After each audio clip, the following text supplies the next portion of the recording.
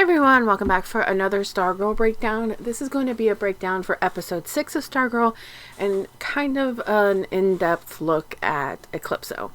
This season has thus far been building up the assembly of the new ISA under the direction of Cindy Berman, who is using the Black Diamond, which contains Eclipso to persuade people or possess them. In this episode, we see this group finally come together and Cindy make her play against Courtney and the other members of the JSA. This all starts with Isaac Bowen, the fiddler, confronting Yolanda at the diner where she now works. Yolanda is a little confused because he blames her and the JSA for what happened to his parents. Obviously, he doesn't know the details of his mother's death because that was at the hands of Crusher and Tigress, Artemis's parents, and not the JSA. And then we really know nothing about his father's death as far as details. The second confrontation comes when Beth is visiting her father. She's struggling with her parents' divorce and visits her father to try to mend the situation. He promises to talk with her about it later that night. As she's leaving, she's attacked by Artemis because she blames the JSA for her parents being in prison. Meanwhile, Pat and Courtney are at the school looking at the paintings from last episode where the teacher was possessed by Eclipso. There is one that appears to be of Devil Island, which is kind of the island where Eclipso is legend to be from in the show. Cameron comes in and is pretty shaken up. This is happening so shortly after his father's death. It's really hard on him. He was close with his teacher as an art student, art teacher kind of thing. While he is there, Pat finds a painting of Cindy with the Black Diamond. So while Cameron doesn't really understand the full scope of what is happening, he is able to confirm that Cindy was at the school the day prior trying to recruit him, which tells Pat and Courtney that she must be who they are after. They split up for now and agree to meet later at the pit stop. While they're assembling the JSA, Cindy is getting ready to get things started.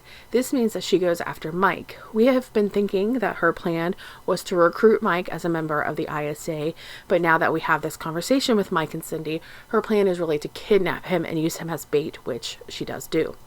The next phase of this plan is to then eliminate Stripe, which has Isaac and Artemis going after Pat. They attack him and win, mostly because he doesn't want to hurt children.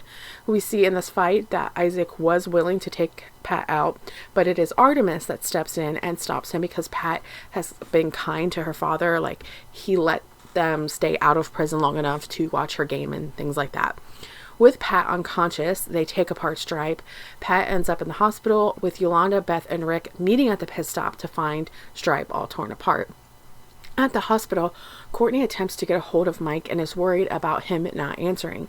It is just a short time later when Cindy uses Mike's phone to call Courtney to set up the showdown. She wants Courtney and the JSA to meet her at the school cafeteria. If not, she will kill Mike. Courtney and the others meet at the school, but Barbara is worried and uses the one tool she has to help them, Shade. She calls the number and tells him about the attack on Mike and the showdown at school.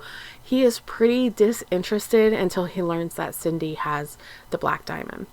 At the school, we have a really good fight scene with Courtney, Yolanda, Rick facing off against Cindy, Isaac, and Artemis. Beth is there as well. She's not really a fighter, but instead uses this time to locate Mike and freeze him. When I say this was a really good, I mean it. I think most are in agreement that some of the CW shows have either gone down in quality or just never had really good quality fight scenes, but this one was pretty fantastic. I like the transitions from character to character, and just the overall put together of this fight scene was just really well done. The fight ends, sort of, when Mike hits Cindy over the head. At this point, Rick already trapped Artemis and Yolanda broke Isaac's violin, so they are kind of out of the fight. It seems like they won until Cindy reaches for the Black Diamond to give her the advantage.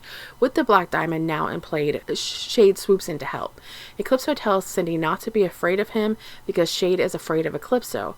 However, Shade holds his own in Eclipso's attack after he kind of takes possession of Cindy.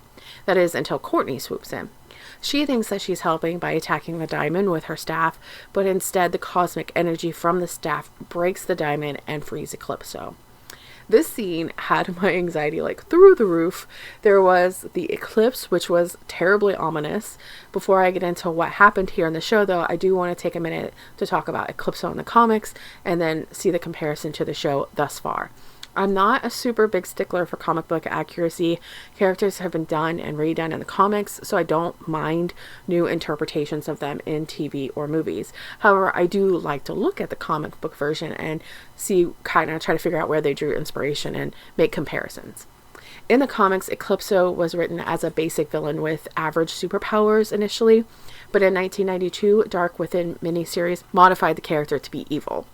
Eclipso's character laments the power he once had as the spirit of vengeance. He was replaced for this role by Spectre because Eclipso is more of a chaotic, wrath, anger-based character, and Spectre is more of a calculated character. Eclipso would frequently possess beings of incredible power like Superman and Shazam because he is a power-hungry character. In the show, his origin is more ambiguous. They have him originating on Devil's Island, but no real source of how he got there or what created him or what he actually is other than just being evil. It is all kind of clouded in mystery, which I like because I think that they are going to reveal more about him as the season goes on, because they've kind of talked about Shade's power being linked to Eclipso, so I do think we're going to be diving more into that. They do talk about the JSA being the people that trapped him in the stone, instead of like in the comics where it was a diamond that was found by Bruce Gordon, which then went on to possess him, because the diamond in the comics was created by God himself. We saw in the opening of the season when Eclipso was free previously and killed or sucked the soul of the original Dr. Mid-Nite, Charles McNider's daughter. We see this again in this scene when he sucks Isaac's soul after he has been manipulated by Eclipso through Cindy to kind of corrupt Isaac. This is what he does. Like in the opening of the season, he corrupts the person by convincing them to do some type of bad deed, which blackens their soul a little, and then he feeds on that soul. After seeing this, Artemis kind of makes a break for it. This is not what she signed up for. Then Cindy goes in and attacks Eclipso. She already made it clear that she feels that Eclipso owes her for setting him free, but that isn't really how Eclipso works. Instead, he just kills her, which was really sad. He uses the black goo type thing to suck her into a hole. Courtney tries to save her, but couldn't. I'm not 100% convinced that she's entirely dead. Like, she could have ended up trapped somewhere like Dr. Mid-Nite. I don't know, we'll have to see, but I'm not 100% that she's dead. I want to see a body. Shade then moves in to attack Eclipso, calling him pathetic for feeding on children. Eclipso gets the better of Shade and makes a comment about his powers being born from Eclipso's home, which only furthers that connection, like I said, between Shade, Mid-Nite, and Eclipso. Shade then kind of vanishes in a poof of shade smoke. We know he isn't dead because we later see him towards the end of the episode injured before he again disappears.